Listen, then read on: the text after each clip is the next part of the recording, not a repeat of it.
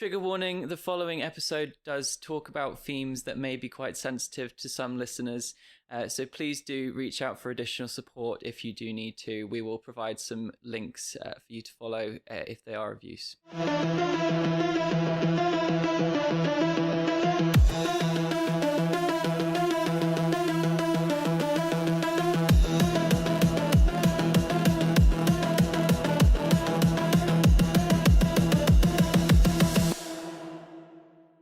Hello, you beautiful people, and welcome back to another episode of The Rubber Room, the show where we talk about all things sexy, shiny, and sinful. My name's Kable, and my rubber collection costs the same amount as the GDP of a small country.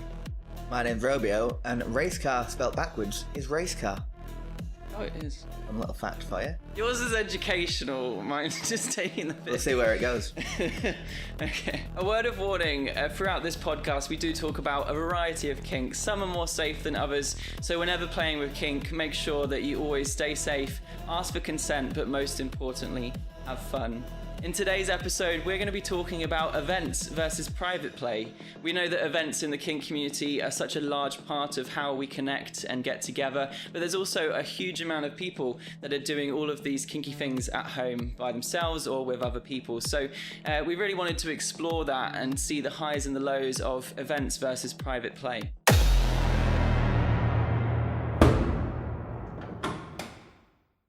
Romeo, why don't you kick us off? Do you have a preference, events or private play? I do have a preference. Private play is where I am more comfortable, mainly because if I'm private playing, it's normally at my house and I can kick the person out if I'm bored of them. It's time to go. Yeah, but it's more, with some of my anxieties and stuff, it's better to be in a familiar place, or even if it's just at their place where it's more contained. Event play is fun, definitely, and I've had some really good times on it, but it's not what I'm looking for. That just kind of happens. I fall into that. Have you had like a favorite event or a worst event that you could maybe share a bit about? Or? Well, I've never had really any bad experiences with event stuff. I went to Berlin Folsom 2022 and met a gentleman and knelt down in the street and drank some of his piss. That was lovely. Refreshing. But not really. I've been into the dark room at the Eagle a couple of times when I've been here for Manchester Rubber Weekend, which is always good fun. But I get bored. I need like constant distraction. So if we've been fucking for more than 5-10 minutes, I'm like, okay, let's do something else. You know, that's the joy of kink, is that you can always find something else to do. So yeah, I had some good times, but not as many as I'd like. That just comes with time and finding the right people. There's people I'd like to go into a dark room with, but it's just never lined up properly, you know? I think that's what I love about kink as well, like you just said, and I think we've spoken about before on this podcast, is there's so much that revolves around kink that it doesn't always just have to be very sexual. So I think that's what I love about events too, is you can go there, meet people, explore different kinks as well. As I've mentioned before, there's an event I host in Manchester, which the whole purpose of it is to help people explore those kinks that maybe they don't have access to at home in a private setting. So there is a real benefit there for people who either for money or just access reasons aren't able to explore the kinks that they want to. So. Yeah, the events are so good for that aspect of it, and like they are very social and you don't have to do anything, but a lot of them also have this nice seedy space if you do want to explore that kind of stuff, and if you do want to have some no strings and on fun, that's something that gets facilitated for at the Eagle. And when they do them leather weekends and rubber weekends and stuff, it's very, especially in Manchester, we're very lucky that there's so many open events like that and that you can get all these experiences. Yeah, and speaking of Eagle, we wanted to do a quick shout out to the Eagle Bar for hosting us. As you can see from where we're sat, they've been helping us all season long, and for me it's a really important part of my kink journey and being part of the world of events as well. It's where I host the event that I do in Manchester, and really pleased to be part of this space and to be able to help other people explore those kinks too. So a huge shout out to the Eagle Bar for having us today. I personally think I have a preference towards events. I think that it is more so for that reason of being able to help others to explore that world of kink. I think as somebody that when I started out didn't really feel as confident in exploring kink or knowing where to start or where to go, it was very useful for me to be able to come to a space like this where there were lots of other people that were probably going through the same thing as me. Like, I'm completely new to this. I'm really not sure what I like, what I don't like. And mainly just looking for people to get advice from and sort of build those friendships with so that I could then explore it further. And I think a lot of the time events do tend to then lead to private play. And for me to be able to have spaces like that where you can go and meet people in a public setting, feel a bit less worried about meeting up with somebody one-on-one. It's very much having that space where I felt like I wasn't going to be as judged. As soon as I walked into the first event I went to was Stretch, which was here in Manchester. And in that space, I felt like everybody around me was in a similar mindset, a love of rubber, just really keen to meet new people. So I like that. But then I also understand how a lot of the events then turn into private play. You make those connections in those spaces, you become friends on socials, and then you end up hanging out outside of that. And that's where a large majority of my friendship group has really come from. Yeah, so I went to a couple of events in Leeds. Leeds Fetish Men used to run. It's kind of fizzled out at the minute, and now they've just got Leathermen Leeds. But I met some people there, like good friends, and like that's what I like the events for. I might not necessarily play at an event, but I might make eyes at a sexy man and then get talking, and then that's kind of your springboard into all sorts of fun. And the reason I prefer like your private aspect for play is less pressure, and you can go at your own pace, and also it's usually in a hotel room, so you can just quickly nap if you need to, which I'm always a big fan of. Get some room service after the room. Yeah, well, if you need to. Yeah, I do agree. I think that especially when I'm in that one-on-one setting, I can really connect with someone on a much better level. Personally, having ADHD myself, being in a big space with lots of music and lights and all of this, I do really struggle to hear people have conversations effectively with so much that's going on around us. But what I do then enjoy is being able to connect more with those people on a deeper level in home or at a hotel, or I've come to visit kind of thing. It means that I can really get to know what kinks they like, what they're like as a person as well, which I think sometimes you don't get the opportunity to do at events. Is you're very much focused on, we're here in the moment. Everybody's looking very sexy in their outfits and their gear, and lots of sort of chatting about kink. But obviously there's so much more to everybody than just their kink persona. Like, I am a whole other person outside of these spaces as well. So it's nice to just like get to know them as well as people. Well, what I find nice at events is I get compliments on my gear, which is always nice. But it's because I don't dress in these colours in real life. I wear white and black and jeans, and I don't really do anything more. I'm pretty basic. So I like getting to peacock a little bit at events and strut my stuff. And, I love those boots. Yeah, I know you do. Yeah. But yeah, what I enjoy for the event side of things is seeing what people get up to. It's nice because I'm not necessarily going to go whole hog in a dark room at a club. I might get my hands dirty. I might not get fully invested. But when I went to Lab in Berlin for Folsom, I entered. You pay your ticket and you're in, and then there's just a line of guys arse up, just in a hallway, just like 10 bottoms with their asses presented.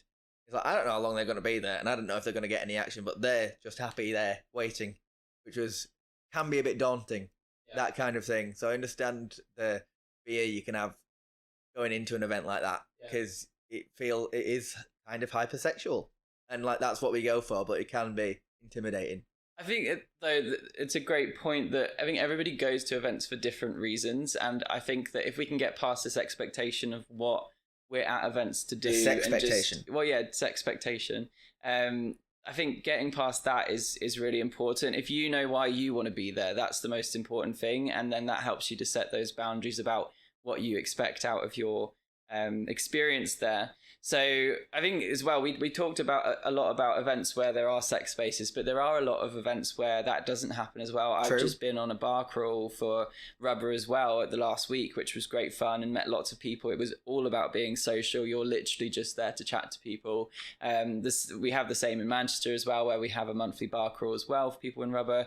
But then obviously there's lots of those things for lots of different kinks. I know that there's also events for people into pup play and animal play as well, where you literally just go there to be a puppy, and it's not really a sexual thing, it's more of a play thing, and in that sense. So I think understanding that there's such a wide variety of events is really important, and at the end of the day there is no expectation for you to have to do anything that you don't want to, making sure that we're being very clear on what your expectations are. I think that sometimes that vanilla people, I confuse those two all the time. Vanilla people get more weirded out by social pup play than they would by full-on leather sex, because they can understand sex, but they don't understand the aspect of kink that is more, releasing inhibitions and stuff. And I know that a lot of autistic people can do quite well with pup space because it removes like verbal cues and you can be more physical. And I've seen pup events where it's like grown adults wrestling in ball pools dressed as pups, and I think, if I didn't know what this was, I'd think these people were mad. Oh yeah, I think if I looked back 10 years and I was looking at what I'm like now, I'd be like, what on earth? Because it's a whole weird, wonderful world that we're part of. I think that I kind of hated how closed-minded I used to be. And when I'd walk past the Eagle, and with my friendship group that I had said, oh, don't go in there, it's like a dodgy bar kind of thing. But now that I'm in that space and met people in there, I actually prefer those people to the people I was friends with. And I hated that there were people out there that do give it those perceptions and those stigmas, because it's not true. It's, in fact, these are the people that are exploring the norms and challenging what is expected of us in the world. We are having the best time just being our full selves, being very open, your and authentic self. Yeah, and this is a whole side of me that I think I was hiding, but because of having spaces like Eagle and like the events that I've gone to, that's helped me become a lot more like the person I want to be. Even as you're saying as well, going to some of these big international events as well. I've now done Darklands, London Fetish Week, Manchester Rubber Weekend, all amazing spaces to meet people from all over the world as well, which often doesn't happen because obviously it is expensive to travel and go to all of these events. But I think when you do, you can meet people from Sydney, from Berlin, from San Francisco, like so many places. That is the joy of it for me, is that because it's even just kink and fetish is reasonably niche, you're going to get such a scattershot of people that are into it. That you get people from all walks of life, all different ages, all different places on the planet. And you can relate to this one thing and then build friendships or whatever out of that. Like, there's people online that I would consider my friends. Never met them. But I consider them very good friends of mine. And if we were in the same country, we'd either be, married or out shagging, And it's just the distance is the only thing between us. Because but we've only found each other because of kink and rubber. Like that, I found their profiles on Instagram, said hello, and we've been talking for 7 years, Which is a really good aspect of social media. But obviously the events are the next step for that. You can meet new people, but you can also meet people you've been talking to for ages. And it is good just to get to be yourself, and just, even if you don't have to talk to anyone, sometimes just being at a bar in rubber for an hour and then going home because you're not feeling it, it's still a good experience. It's still kind of liberating to not be constrained by the norms. Yeah, and just being in that space, I think, can really help as well. I think going back to private play, I do think one of the perks that I particularly love is being able to explore kinks that you wouldn't be able to in an event setting as well, because there's some things that either for practicality reasons or it is just something that is a bit more private, I think is really important. So like main things for me is I've got a vac bed at home, which means that I can do a lot of more play and exploration with those sorts of things. The same with kinks like e-stim. It's not very easily accessible or done in a safe way in an event space. So it's much easier to do something like that at home and in a controlled environment where you've got clear communication and things like that. Long-term bondage and storage. You don't really want to be pallet wrapped necessarily in a club. Yeah, so we do mummification and bondage and stuff like that at the event that I host in the Eagle, and obviously the longest you can probably keep someone in there is about like 10-15 minutes, because after that, first of all, they're going to get bored because they want to go back to chatting to people. Yeah, if I were to be wrapped up at an event, I might find that claustrophobic, being in a crowd of people, even though bondage being restrictive is something I find quite calming. I don't know that I'd enjoy it in a hustle and bustle environment. You know, it might be good to dip your toe in for 5 minutes, but it's not something you'd want to be. Yeah, I'll stay here for 3 hours. Yeah, I mean, I have had some people at the event being like, "Can I stay here whole night?" And I'm like, "You could, but I also need to be looking after you, and I also want to go and do things." So like, as much as I'm enjoying like making sure that they're okay and all of that, after a while, I'm like, I also do have a job to do because I am also hosting. Yeah. So I do need to get back to that. So as much as I know some people do love, literally, they were like, "Can you just tie me up and leave me there for the entire night?" It's like, I'd love to.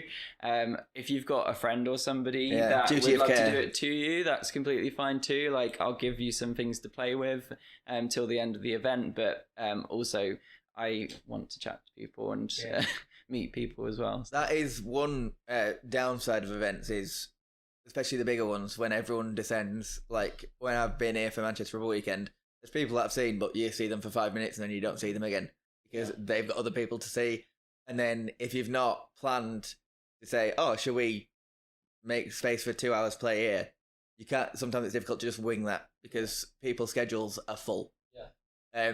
Especially the sexy ones. That's such a good point though, is as well but just before big events, especially things like when I went to Darklands, I got a flood of messages being like, "I'd love to meet you. Like, I saw that you're going and I'd love to catch up." And I really want to stress that I think other people will probably be in a similar situation where they want to see everybody, but sometimes it is just not going to happen. Yeah. Like, you can try and see as many as you can, but also give yourself a bit of grace to know that you aren't going to get around everybody. There were some people that I felt really bad. It's like, I really wanted to see you, but I know that timings just didn't line up. You were here and I was there, or I had a photo shoot, or you were like in the club or whatever it was. But in the club, we are fam.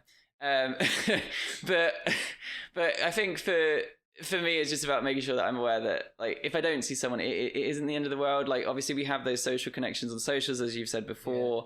I will try and make the most of it, but also really important to say as well is, if you see me at an event, please do come and say hi, because I can't pick up on everybody. As I said, I'm already with my ADHD struggling to focus on certain things at the same time. So if I do miss you, it's not that I didn't want to speak to you. It's purely like, come and say hi. I'm always happy to say hi to everybody. It's like me and you only met proper at our event this year. We've been chatting a bit beforehand, and then we made eyes across the dance floor. That's the thing. I saw you and I was like, "That's Romeo. I know him. I've been chatting to him." So went over, had a smooch, and then how could you tell? Kiss and not tell. Oh, gross. I've got very little going on. I shout about it. But I like, that was it though. We didn't see each other for the rest of the weekend, and then after the weekend passed, then we got chatting, and because we'd actually seen each other, and like we had a vibe that went together. We were like, "Oh well, we could meet and do some stuff." But then I brought up the podcast. I can't remember quite how it happened, but that's how this happened. Just because I made eyes at a handsome man across a club, this comes out of it. I know. Yeah. So it's like a fairy tale. I know, but he's already engaged. Already got. There's the only caveat. Yeah, but yeah. So that's the best thing about events, is solidifying the connections you've made and making new ones. And I know that can be a very daunting aspect for people, especially with social anxiety. And the only advice I can give is, go at your own pace. But sometimes you just have to take that risk and jump in. And doesn't always work, but sometimes it does. For me, events, as I said, personal preference, but there's also been some bad times at events, and I wonder if a lot of people have had good and bad things. Like, obviously it happens, that's life, but I think also being aware sometimes of the dangers of events. It's the same with private play as well, obviously, that you need to be safe, and we've spoken about that before when we're meeting up with people, make sure we're checking on who they are and sort of knowing a bit more about them. But in terms of events as well, it can be very dangerous space if not done correctly, especially in the darkroom environment. And I think, this is something that I wanted to talk about, because it's an experience that I've had before, which has left me affected in various different ways. This was actually not a very kinky event. This was actually an underwear party that I went to, which, looking back now, is very vanilla, but at the time this was very sort of out there for me. Was this Jock? This was Jock, yeah. So I was at that event. I had been to Jock numerous times before. I really enjoyed Jock. It was a great time. Everyone was just having fun, having a dance, and sort of going off to the dark room if they fancied it. I went off to the dark room with a guy that was really attractive, and we were making out, and then started playing, and I was receiving, he was giving. I was facing away from him on the booth, and at one point he stopped, assumed he was taking a break, and then it started up again. But I then turned around and didn't realize that when he'd stopped, he had actually wandered off and somebody else had stepped in. And when I turned around, I was basically just in shock, because I was like, this is not the person I walked in here with. This is not a person that I personally find attractive either, and it's not somebody that I want to play with. So I immediately just felt this feeling of, what do I do?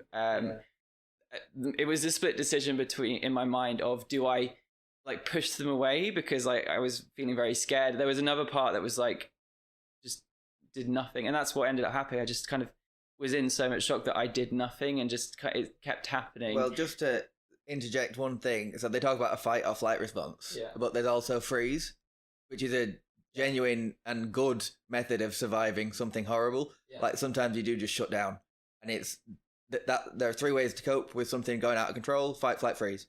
And whatever one of those happens, that's not a judgment on you. Your body does what it needs to do. It's a reaction. You can't really control it. So, I wouldn't say, don't feel bad for not doing anything in that scenario, because you just do what you do. And it wasn't feeling bad. It was more, I think in my head, I was like, how can I deal with the situation in a way that just doesn't escalate more than it does? And I feel like if I was to push him away, that would probably cause some commotion, which I didn't want to happen. Like, it went on for about a minute more, and then that's when I kind of gave the signal that I was standing up, and I literally just walked out the room. I went back to the dance floor, and I just kind of like stood there. I didn't really know what to feel. And I think that was the weirdest thing for me, is like I'd heard stories about rape from other people before, from TV, from film, like news, all of this stuff.